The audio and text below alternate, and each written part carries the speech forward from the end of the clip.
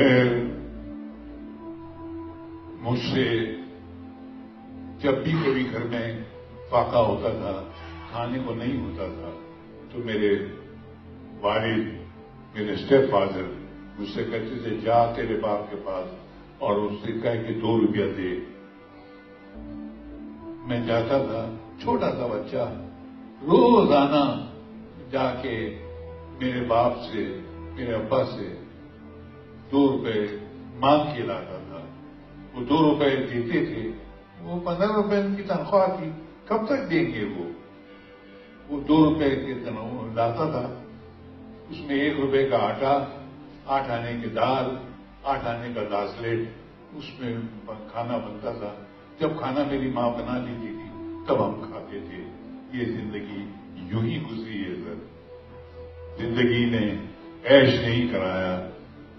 جب کھانے کا وقت تھا تب تم روٹی نہیں ملی، اور جب روٹی آئی تو بھوک مر گئی.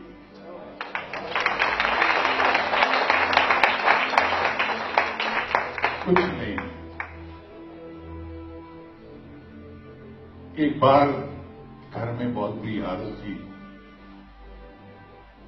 گلی کے بچوں نے کہا ارے تو کیا روزانہ اسکول جاتا ہے، چل ہمارے ساتھ جا کے کسی وہ بوری کاکا کے یہاں پر پترے کے کارخانے میں کام کریں گے، 3-4 روپے روز کا ملے گا، تیرے گھر کی حالت سدھر جائے گی. یا تھیلی کاٹنے کا کام کرتے ہیں. اب میں ان کے ساتھ، میں نے کتابیں پھینک دی. میں نے کہا یہ صحیح ہے، اور میں ان کے ساتھ 3rd فلور میں ہمارا مکان تھا. وہ روم میں سے چلتا ہوا میں نے ایک سیڑھی سے نیچے پاؤں رکھا. ابھی پاؤں رکھا ہی تھا کہ مجھے لگا کاندھے پہ کسی نے ہاتھ رکھا ہے. میں نے مڑ کے دیکھا، میری ماں کھڑی تھی. میری ماں نے کہا میں جانتی ہوں تو کہاں جا رہا ہے، تو ان کے ساتھ جا رہا ہے 3 روپے اور 4 روپے روز کے کمانے کے لیے، تاکہ ہمارے گھر کی غریبی دور ہو جائے.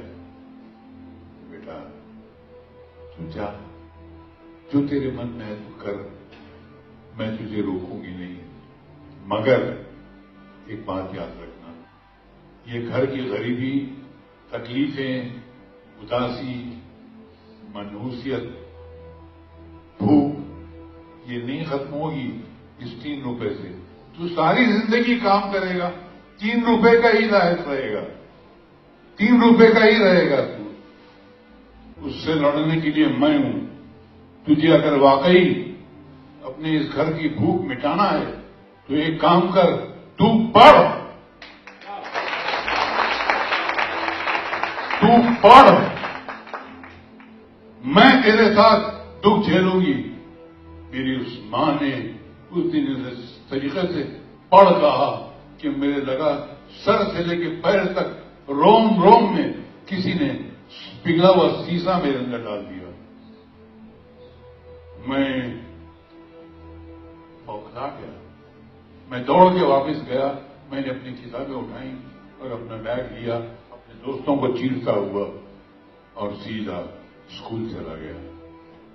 وہاں سے لے کر میں نے ایجوکیشن کمپلیٹ کرنے تک کبھی مڑ کے نہیں دیکھا. زندگی کے ہر دکھ، ہر تکلیف، ہر چیز کو ماں نے، جب کبھی دکھ ہوتا تھا ماں سب پہ ہاتھ رکھتی تھی. بس وہ ہاتھ رکھنا ہی اس کا کافی تھا. ماؤ، تمہارے پاس اس دیش کا بھوشیہ ہے، تمہارے بچے اس دیش کا بھوشیہ ہیں. ہر ایک بچہ، اس میں سے 10 قادر خان پیدا ہو سکتے ہیں. یاد رکھیے، آپ کی اولاد آپ کی چھتر چھایا میں ایسے ہی پلو.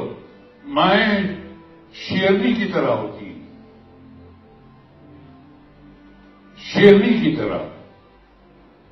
وہ اسے شیر کی طرح ڈانٹتی ہے، اور جب ضرورت ہوتی ہے تو ہرنی کی طرح اسے چاٹتی ہے.